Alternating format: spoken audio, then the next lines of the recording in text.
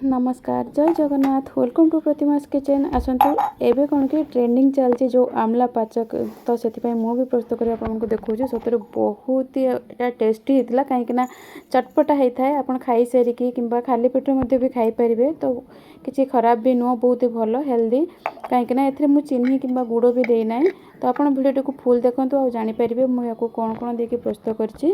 देखो या एपरी आप गोटे डब्बा कि गोटे काच जार हो जो थी कि एयर पास कर से डब्बार ही रखिए गोटे वर्ष जाए पूरा भल भाव से रही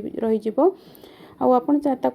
चाहिए से खाईपर ये देखो गोटे चामच मुझे जीरा नहीं आउ गोटे चामच ये पान मधुरी आउ गोटे चामच को अल्प टिके कम ये गोलमरीच को लेकिन हल्का टिके जमी लो फ्लेम आम भाजी नवा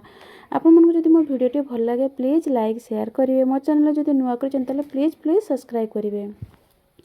देखो लो फ्लेम 4-5 मिनट आम भल भाव भाजी नवा ये देखो मुझे किसी आमला को आनी किसी दिन रखी तो से जो गुड़ा खराब हो जाए आम देखिए ये बाहर करदे मुझे भल भाव आमला गुड़ी को सब धोई देती किसी समय रखी भल भाव पानीटा छाड़गला जो आमला गुड़ा देखुं जो टे दाग हो जाए आम बाहर करदे आ जोटा दाग ही ना देखुं टे ऊपर गोटे दाग देखा जाटा कौन कि तार जो पत्र दाग होता है से आमलार तो सेटा किसी खराब नुह भल भाव एमती आम आमला को प्रथम ग्रेट करदे तो देखो यहीपरी भल भाव आमला को ग्रेट करदे आठी गोटे केजी आमला नहीं भल भाव एमती ग्रेट कर सारापर ये मुझे अधा केजी बीट नहीं बीट को भल भाव धोईकी तार चोपा को मु बाहर कर नहीं एवं बीट को आम सेमती ग्रेट करनवा देखो कितने बढ़िया देखा कलर ये मु 1 इंच रु 1.5 इंच पखापाखि अदा को भल भाव एमती ताको भी धोई नहीं तार चोपा को छड़ी नहीं एवं आम ये ग्रेट करदे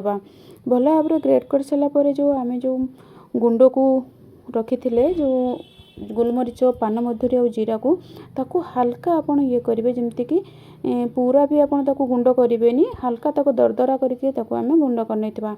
एटी देखो मु मिश्री नहीं ताल मिश्री आपन चाहिए ये चीनी दे पारे जेहेतु मुझे मिश्री देना कि गुड़ नुह सॉरी चीनी नुह मुझे मिश्री देती ताल मिश्री ये आप चाहिए जब आप मीठा अधिका खायापी चाहते से अनुसार आप अधिक देपारे देखो यहाँ जीरा और पान मधुरी गोलमरीच को जो मुझे दरदरा करके पीसिक रखी ग्राइंडर जार ताको देदेली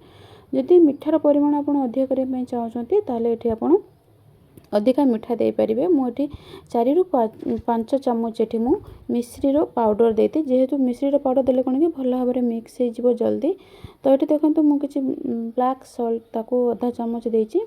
आउ आधा चामच ये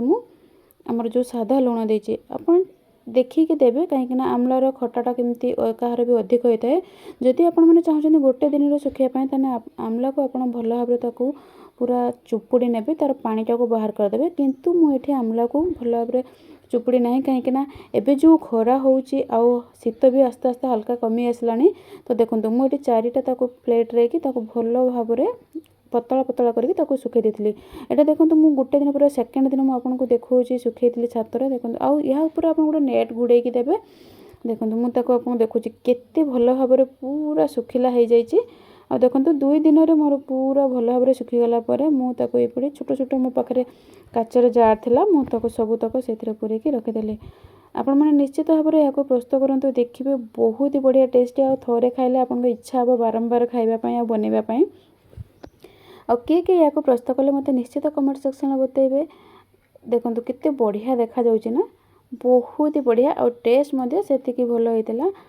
तो आपण मैंने निश्चित भाव में यहाँ प्रस्तुत करूँ थैंक यू फॉर वाचिंग।